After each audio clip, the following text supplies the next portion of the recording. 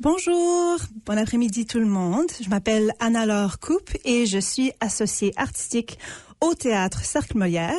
Et aujourd'hui, j'ai le grand plaisir d'animer le premier épisode de cette année 2023 et de discuter avec notre cher invité David Paquette, l'auteur de la pièce Le Soulier, le prochain spectacle au Théâtre Cercle Molière présenté du 20 janvier au 4 février.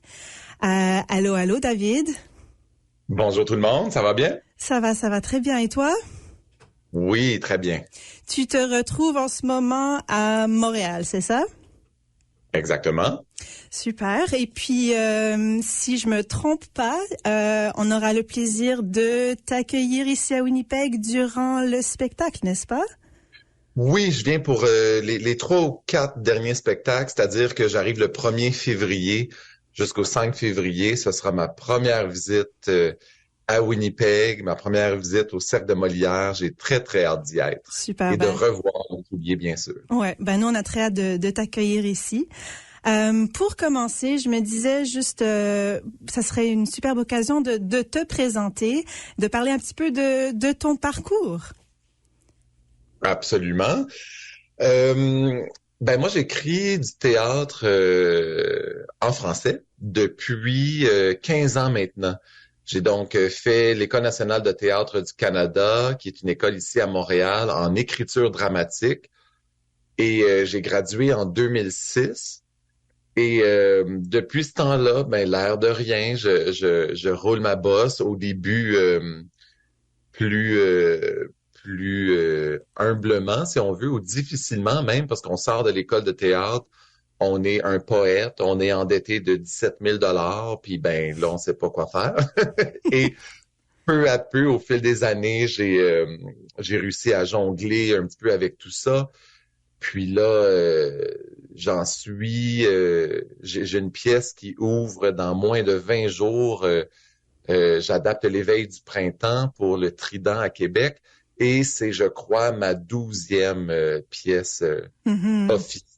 Fait que ça, c'est assez... je me sens extrêmement privilégié, surtout après la pandémie, d'être encore en train d'écrire du théâtre. Quel beau métier, inusité, et dont je suis loin d'être tanné. Et tu parles de ce parcours gentiment, puis là t'en es à un autre spectacle qui va ouvrir, mais t'es très humble dans ta biographie parce que si je me trompe pas, t'as été récipiendaire de plusieurs prix et en fait récemment le 2e prix que t'as remporté du gouverneur général pour ton texte Le poids des fourmis, n'est-ce pas? Ben oui, ça a été une des belles surprises de mon année 2022. Les prix du gouverneur général, c'est un prix à chaque année remis par le Conseil des arts du Canada, qui est, je crois, une des plus grandes distinctions en littérature qu'on peut avoir au Canada. Puis, j'ai appris, moi, la nomination de ma pièce, Le poids des fourmis. Alors, évidemment, j'étais super content parce que on essaye de pas carburer à la validation externe, mais quand ça arrive, on l'apprend, c'est toujours le fun. Puis, oui, on était 5 finalistes et j'ai appris là à la mi-novembre que Le poids des fourmis avait gagné. Fait que c'était super, surtout pour répéter ça, mais parce que, tu sais, pour n'importe qui fait de l'art, je pense qu'il y a un avant et un après la pandémie.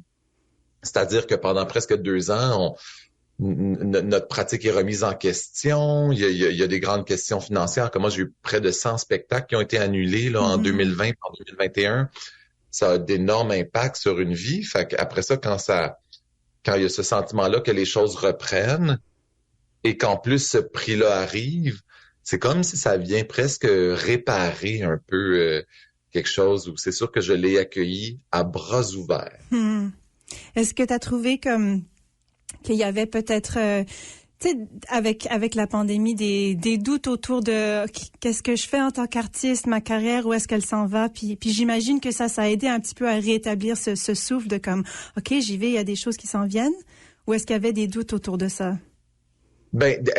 Mon Dieu, moi je suis quand même un être qui doute. Donc des doutes, il y en avait plein avant la pandémie. paradoxalement, bien sûr, la pandémie, le doute devenait, mais qu'est-ce qui va m'arriver? Est-ce que je vais pouvoir continuer à gagner ma vie en écrivant du théâtre? Ce qui est déjà quelque chose de difficile à faire, point. Je veux dire, même sans pandémie, je veux dire, être un artiste canadien, québécois aujourd'hui, c'est quand même un peu nager à contre-courant, c'est-à-dire qu'on n'est pas tant dans un monde, je pense, qui reconnaît à sa juste valeur les apports des arts à la culture. Et ça a été complètement exacerbé par la pandémie. Fait que oui, il y avait le doute de comment je vais faire pour gagner ma vie. Par contre, pour moi, le doute de la pertinence de faire de l'art, ça, je l'ai jamais remis en question pendant la pandémie. Au contraire, même, je pense que c'est ce qui a aidé tellement de gens à passer à travers. Tu sais, qu'est-ce que les gens ont fait? Ils ont commencé à rénover leur maison. Mais rénover, c'est quoi? C'est mettre de la beauté. Mm-hmm. C'est accentuer. C'est pas juste un acte pratique. C'est peinturer un mur. Tous les murs pourraient être blancs dans la vie. Or, on choisit de les peinturer d'une telle couleur. Pourquoi? Pour ajouter de la beauté à notre vie. C'est exactement ce que les arts font aussi, qu'importe la forme d'art. Mm-hmm. Puis tout le monde s'est réfugié sur Netflix, sur les Crave ou qu'importe la plateforme. C'est ce grand besoin de se faire raconter des histoires. Fait que tu sais, c'est très paradoxal que les arts aient écopé de la pandémie, alors que paradoxalement, c'est vraiment quelque chose qui nous a permis d'y survivre avec une relative, entre guillemets, bonne santé mentale. Tu sais. Du moins, du mieux qu'on pouvait. Puis qu'est-ce que, alors, comme tu dis, il y a comme ça a encore renforcé le fait de pourquoi tu fais de l'art, pourquoi tu crées. Mais je serais curieuse de savoir comme pourquoi l'écriture dramatique comme forme artistique de poursuivre en tant que comme carrière. Pourquoi ça en particulier dans le monde de l'art de la performance, disons? Ben pour moi l'écriture dramatique, c'est d'abord moi j'aime raconter des histoires. Tu sais, je pense que je pourrais éventuellement écrire pour la télé ou le cinéma. Parce que ce qui m'importe le plus, c'est d'inventer des gens, d'inventer des personnages et de raconter des histoires. Ce pourquoi je fais ça, c'est parce que moi, je crois que ce sont les gens qui intéressent les gens. Et dès lors, offrir des histoires au public et de leur donner la chance de voir évoluer des personnages qui ne sont pas eux, mais dans lesquels ils sont susceptibles de se reconnaître. C'est une invitation à muscler notre empathie, en fait. Pour moi, l'empathie, la compassion, c'est un muscle. Ce muscle-là, il faut aller au gym avec. Il faut l'entraîner. Et écouter des histoires, c'est entraîner cette faculté-là qu'a l'être humain à se projeter dans la peau de quelqu'un d'autre. Et ce faisant, et c'est là pour moi où ça devient politique, ça fait, je pense, de nous, idéalement, des citoyens un peu plus ouverts à l'autre, ouverts à la différence. Et ça, ce n'est pas de trop présentement. Je pense que ça peut être fort utile que d'être capable de se glisser dans la peau de quelqu'un d'autre. Alors moi, quand ce qui m'inspire et la raison pour laquelle je continue à faire de l'art dramatique, il y a une part de ça, de l'écriture dramatique. Et deuxièmement, c'est que ma job, c'est de créer des rencontres. Une rencontre entre des acteurs, des concepteurs, des metteurs en scène. Ensuite de ça, une rencontre entre la salle et la scène. Et ensuite de ça, des rencontres entre les gens même de la salle qui finissent par parler du spectacle, des personnages, des thèmes, des enjeux. Fait que cette espèce de façon, pour moi, là, de faire la promotion du présentiel, si on veut, c'est très différent de recevoir une histoire, tout le monde ensemble en même temps, sachant qu'on regarde quelque chose d'absolument unique qui n'aura lieu que ce soir-là, par rapport à être au cinéma puis regarder quelque chose qui est immuable, qu'importe notre réaction, c'est quand même différent. Fait que ça, c'est une des raisons pour lesquelles j'aime beaucoup faire du théâtre. Ouais, l'aspect live du théâtre est très excitant parce qu'à chaque soir, ça peut être différent puis les gens vont ressortir avec différentes perspectives par rapport à ce qui s'est passé. Mais pour créer ces mondes imaginaires, ces personnages, comme comment est-ce que tu vas à la recherche de ça, tu t'inspires, tu t'imprègnes d'idées ou de personnages, tu vas à la recherche comment? Ben, principalement, j'observe en fait. Je dirais que des fois, j'enseigne aussi, je donne des cours d'écriture de théâtre là, depuis quelques années. Puis souvent, je dis à mes élèves, je dis, à la base, on peut s'amuser à croire qu'un auteur ou une autrice de théâtre, c'est une éponge et un sculpteur mélangés dans la même personne. Ouais. C'est-à-dire qu'une bonne part du travail, c'est d'être une éponge et donc d'imbiber l'environnement, d'imbiber les charges émotives des gens qui nous entourent, d'imbiber des contextes sociopolitiques ou vraiment comme d'observer, de regarder le monde et ensuite de ça, de prendre cette espèce d'amas là, à la fois intellectuel et émotif, et ensuite on en sculpte une fiction. On en fait une histoire qui, à la fois, est le reflet de ce monde-là et un refuge de ce monde-là. Le reflet, c'est la valeur de dire, ben, ça, l'art, le théâtre sert à ce qu'on se regarde vivre et qu'on puisse peut-être, à la lumière de ce qu'on voit, choisir de vivre un peu autrement. Mais il y a aussi une notion de divertissement. Divertissement, pour moi, c'est pas un mot poubelle, c'est pas un mot dont il faut avoir peur. Ça fait du bien de rire. C'est la raison pour laquelle j'écris que, ben, c'est des tragédies festives un peu que j'écoute, que j'écris. Mais c'est toujours drôle. Parce que l'humour, pour moi, c'est fondamental. Fait il y a un aspect aussi dans ce refuge-là, on peut venir se reposer un peu aussi au théâtre. J'aime bien, ouais. J'aime un peu faire tout ça en même temps. J'aime bien cette idée de refuge et aussi de tragédie festive. C'est ça le terme que tu as utilisé? J'aime beaucoup ça. La comédie, comme que j'ai remarqué, bien sûr, que, comme tu as dit, c'est quelque chose que tu utilises à travers tes textes. Est-ce que c'est quelque chose, tu parlais de l'empathie étant un muscle, quelque chose à développer. Est-ce que la comédie, l'humour, c'est quelque chose que tu as développé, que tu as exercé, ou c'est juste comme, ça fait partie de toi dès le début, ou? Ben, moi, j'ai besoin de rire, moi. Ouais. Moi aussi. Sinon, c'est lourd. Sinon, c'est un peu lourd. Puis, il y a un côté de moi qui a je vais être très, très transparent ici, là. Coucou Winnipeg! Mais j'ai des fois des propensions un peu je peux être déprimé, moi, dans la vie. J'ai des moments de vie où j'ai été déprimé.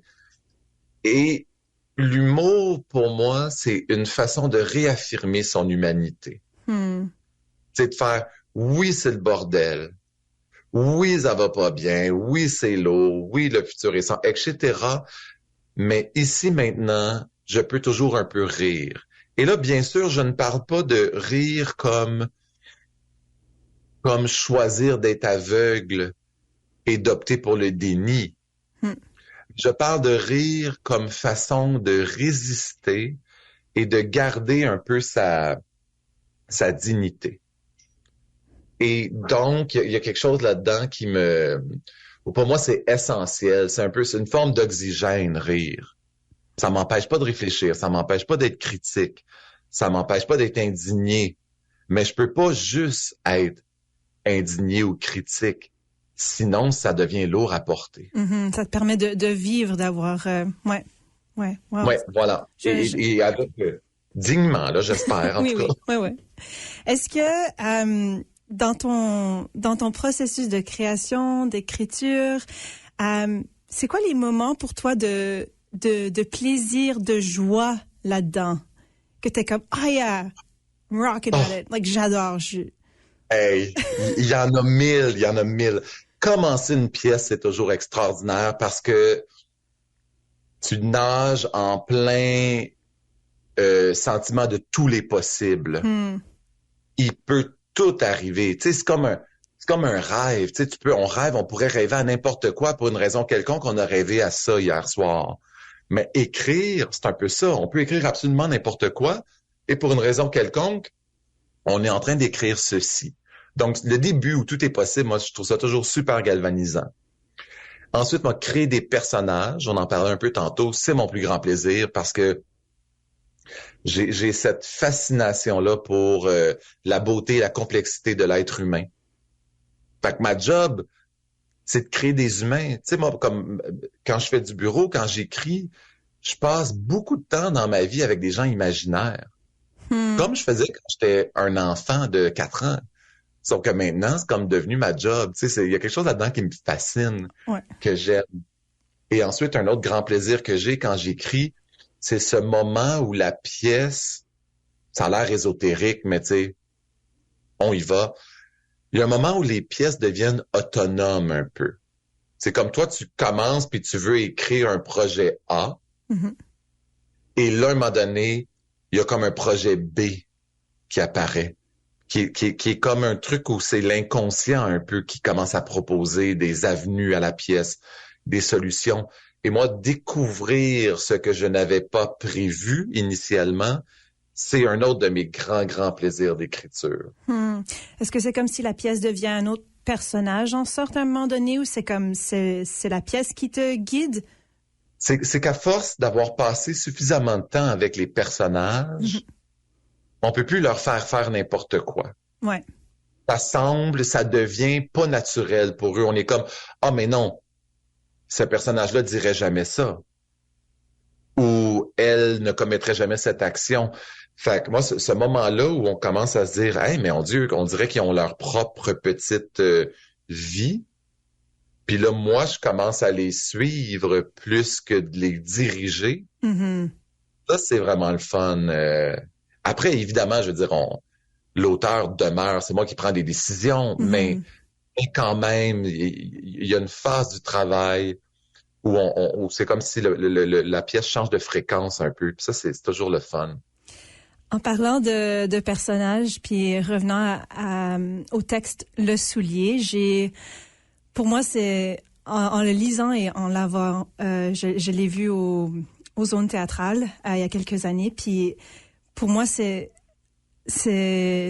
vraiment les personnages qui m'ont attiré tellement au texte parce qu'ils sont très il y a des répliques là-dedans qui sont vraiment poétiques. Puis je trouve ça tellement beau, des petits moments, des personnages. Puis je veux pas trop en dévoiler là pour donner la chance aux gens de venir voir le spectacle.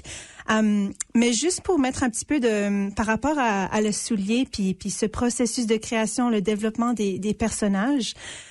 Pour commencer, comment est-ce que un bref genre de synopsis ou elevator pitch ou quelque chose comme ça pour quelqu'un qui serait curieux de lire ou de voir Le Soulier, c'est quoi ce texte, c'est quoi cette pièce? Bon, Le Soulier, qui à la base est une commande du théâtre La 16e de Vancouver, qu'on a présenté en février 2019, si je me rappelle bien. Mon elevator pitch, ce serait ceci. Le Soulier, c'est l'histoire de Benoît, qui est un jeune garçon de 7 ans.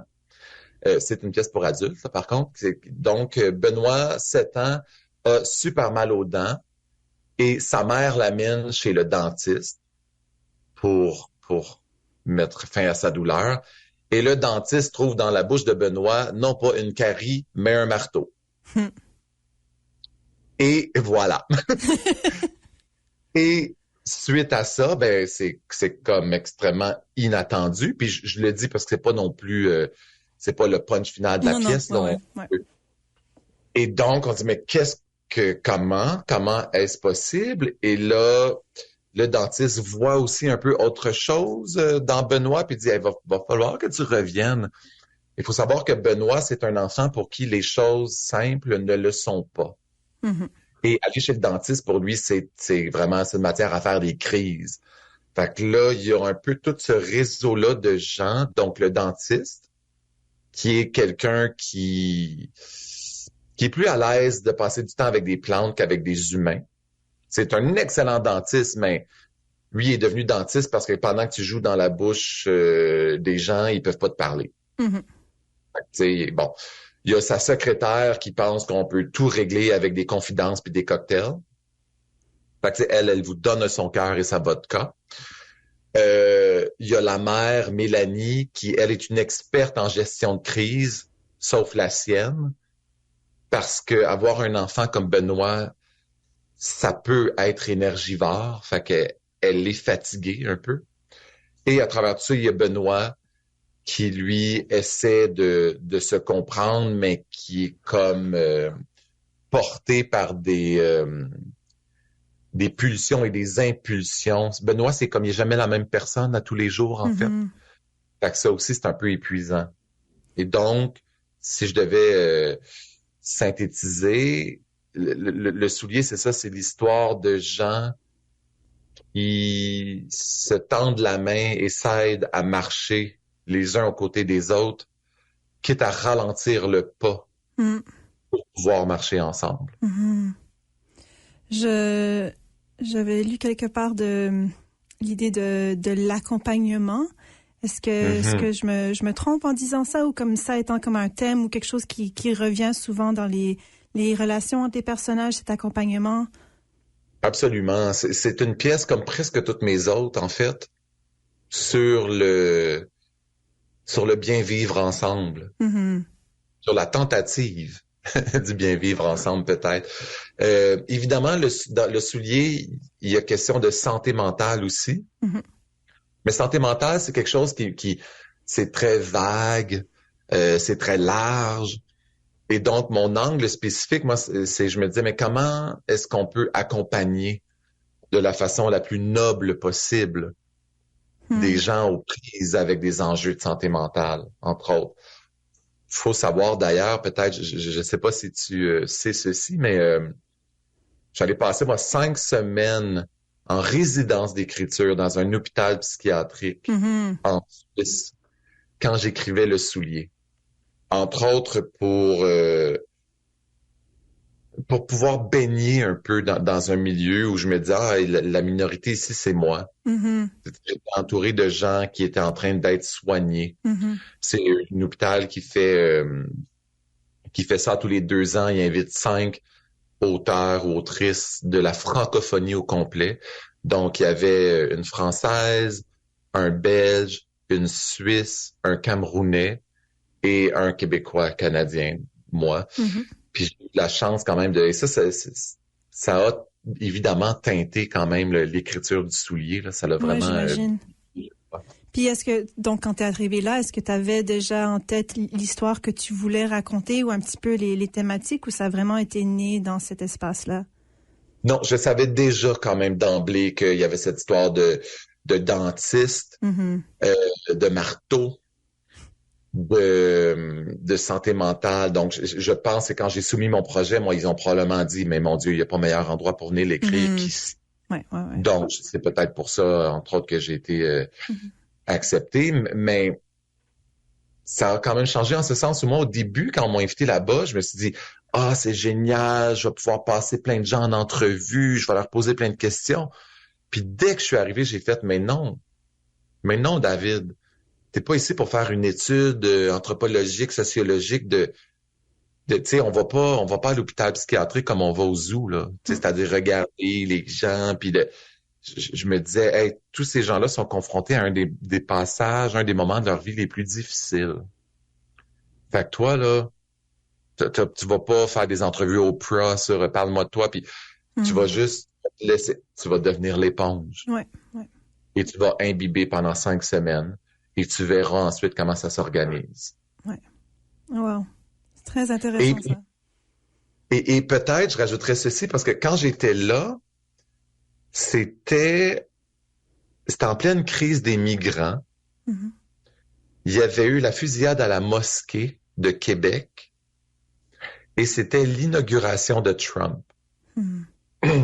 Sont autant de trucs qui, moi, m'étonnaient quand même, où je me disais, puis j'ai eu une vraie réflexion de me dire, mais en fait, ben, une vraie réflexion, une sincère réflexion, de me dire, mais en fait, la folie, gros guillemets, elle est où?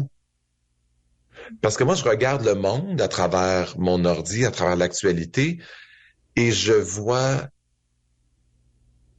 de la violence, je vois de la corruption, je vois des gens qui ne prennent pas soin des autres, ce Mhm. qui pour moi est la vraie folie. Et alors qu'ici, à l'hôpital psychiatrique, je suis entouré de gens qui sont dans une démarche introspective, qui se posent des questions existentielles dans le but d'être le plus présent et heureux possible. Mhm. Ces gens-là qui m'entouraient, je les trouvais extrêmement lucides. Et donc, je me suis vraiment dit, mais en fait, c'est quoi la folie, c'est quoi, puis c'est où? Je suis pas sûr que c'est ici, à l'hôpital psychiatrique. Mhm. Ça, c'est quelque chose que je porte en moi depuis mon séjour là-bas. Ça a vraiment complètement changé ma vision de qu'est-ce qu'on considère pathologique ou non. Ouais. Ouais, c'est incroyable comment vivre vivre nos expériences que l'on vit peuvent nous nourrir et se retrouver plus tard, 5 ans, 10 ans plus tard dans notre travail en tant qu'artiste. Tu sais, c'est partout dans notre Absolument. être. C'est, wow, ouais. Dans la forme par rapport au texte, pour aborder tous ces sujets, ces thèmes, tu utilises quelque chose, si je me trompe pas, le réalisme magique, c'est ça, comme Ouais, qu'on pourrait appeler, oui. peu, pourrais-tu élaborer là-dessus, comme qu'est-ce que ça veut dire pour toi? Oui. Ben, hey, là, je vais dire une grande phrase qui mériterait plein de nuances, mais on n'a pas le temps. Mais tu sais, le réel m'emmerde un peu. Ouais. C'est-à-dire que de tout ce qu'on aurait pu créer, les humains, on a créé ceci. C'est comme un espèce de monde où c'est plus important de réussir que de ressentir, où l'argent prime sur l'humanité, puis où on est un peu tous obligés de travailler pour gagner notre vie, puis l'épanouissement est extrêmement secondaire. Je suis comme, ah bon, une drôle de choix. Et donc, je pense que moi, j'écris du réalisme magique ou du surréalisme pour pallier à pour compenser à mon insatisfaction du réel. Je me dis, l'art, l'écriture, c'est le seul endroit où je suis pas obligé d'être victime de la réalité. J'ai le droit de la réinventer. Ouais. Et ce faisant, moi, c'est le cadeau que j'offre aux spectateurs et aux spectatrices. Je me dis, ensemble, grâce à la fiction, réimaginons le monde comme une société des possibles et non une société de l'étouffement. Et le réalisme magique, entre autres, trouver un marteau dans la gorge d'un jeune de 7 ans, sert à ça, à me dire, puis en plus, ça me permet d'affronter des thématiques délicates, comme entre autres la santé mentale, mais de façon pas documentariste ou de façon non pas frontale. Moi, je suis vraiment dans l'allégorie, en fait. Souvent, je pense que peut-être ça explique pourquoi mes pièces ont eu la chance d'être montées un peu partout en Europe, un peu partout en Amérique du Nord. Et je me demande si le réalisme magique ou le surréalisme n'est pas une réponse de ça. C'est-à-dire que comme je fais des allégories, ça devient un peu transculturel ou ça résonne dans plusieurs pays. Et ça, ben, tant mieux si c'est le cas. Puis le réalisme magique a comme avantage, jumelé à l'humour, ça fait des pièces extrêmement imprévisibles et surprenantes. Et ça aide des fois les gens, malgré la noirceur du propos, pas la noirceur, mais la complexité du propos, de repartir en étant vivifiés. Parce qu'ils ont été surpris, ils ont ri, ils ont réfléchi, puis ils ont été étonnés. C'est déjà beaucoup. Juste ces 3 choses-là, c'est énorme. Ah bah oui, ouais. Puis non, mais c'est une raison, pour venir au théâtre, de faire partie du live, du théâtre, de partager ces histoires, d'être étonné, d'être en tout cas, tout ce que tu as partagé, ouais. Et ce qui nous manque, ou je veux dire ce qui me manque, moi, souvent, c'est d'être enchanté. Ouais. On dirait qu'on perd notre faculté à être enchanté. Et c'est important, ça. Quand on parle d'enchantement, pour moi, on se rapproche un peu du domaine, je sais pas si j'oserais dire du domaine du sacré, mais du domaine, du moins sur le terrain de l'enthousiasme. Et ça, il y a un théologien, Howard Thurman, qui dit moi j'ai plein de pensées là dans ma tête sur mes babillards là, bon. J'adore. Il dit ne te demande pas ce dont le monde a besoin, mais demande-toi ce qui te rend profondément vivant et fais-le. Car ce dont le monde a besoin, c'est de gens profondément vivants. Ça, moi, ça m'aide beaucoup. J'essaie d'être le plus profondément vivant que je peux. Et si je peux, moi, contribuer par le biais de l'écriture théâtrale si je peux contribuer à l'enchantement en faisant des pièces pleines de réalisme magique, d'altruisme, de compassion et d'humour, ben ça me va. Ça me va comme de me dire, hey, moi, ma job, ma Ouais. démarche citoyenne, ma façon de contribuer à la collectivité, c'est d'essayer de nourrir l'enchantement. Mm. Ce serait déjà super, je pense. Et qu'est-ce C'est ce que j'ai que... essayé de faire avec le soulier. Ah ben, je le vois, puis j'ai hâte de le revoir, de voir ce que tu viens de partager sur scène et de l'entendre et de le faire vivre en live. Donc, pour toi, David, c'est quoi la prochaine? Qu'est-ce qui s'en vient pour toi? C'est quoi t'as mentionné brièvement au tout début de la conversation, mais what's next? Oh, oh Lord! Moi, j'ai un mois de janvier extrêmement rempli et, euh, et intéressant. C'est-à-dire que c'est jamais arrivé de ma carrière, là. Je pense que dans les prochaines 6 semaines, j'ai 5 productions qui démarrent. C'est-à-dire que le Wow. 16 janvier, il y a une de mes pièces, Le Brasier, Mhm. qui est présentée à Montréal pour la première fois, mais dans sa version anglophone, Ah, OK. Wildfire. Ouais. On fait ça au Théâtre La Chapelle, ça ouvre là dans 10 jours. Ensuite de ça, j'ai adapté une pièce, L'éveil du printemps, Spring Awakening, Yep. pour le Théâtre du Trident. Et ça ouvre le 24 janvier. OK. Puis l'année d'après, on le fait au Théâtre Denise Pelletier ici à Montréal. Entre ça, il y a Le Soulier Mhm. qui part au cercle, qu'on reprend au cercle de Molière là, à Winnipeg. Je crois que c'est le 20 janvier. C'est ça, ouais. Moi, je viens le voir après. Je vais lancer l'éveil du printemps ici, puis tout de suite après, je m'en viens à Winnipeg. Ça se peut que j'arrive pas complètement frais, mais je vais être super content d'être là. Puis, il y a une compagnie de théâtre qui s'appelle Théâtre Bluff. Ben, Le Poids des fourmis, qui a gagné le prix du gouverneur général, a tourné au Québec cet automne et continue à tourner ce printemps. En fait, j'ai 41 spectacles, je crois. Fait que ça, je vais essayer d'aller attraper ça ici et là. Et il y a ce même Poids des fourmis, là, j'ignore les dates, mais qui tourne un petit peu en Allemagne, en Autriche, puis en Suisse germanique. Right Est-ce que j'aurai on. la chance d'aller attraper ça? Je sais pas, mais c'est un beau moment Ben, de ma vie d'auteur. c'est sûr. Ben oui. Oh wow. Ben, David, quel plaisir de passer ce moment avec toi, de t'entendre, de parler de tout ce que tu fais, tous tes projets. Puis je suis très heureuse d'apprendre que tu as un hiver très occupé puis enrichissant, artistique. Et puis au plaisir de te retrouver ici à Winnipeg en février. J'ai tellement hâte d'être là. Ça va être super. J'ai hâte de voir le show, de voir le théâtre, de rencontrer le public et de voir la ville. Right Et on. grand merci de m'avoir reçu. Toujours le fun de jaser d'art, de création et merci beaucoup pour les questions et l'invitation. Un gros plaisir. Merci David. Bye. Bye bye. Merci.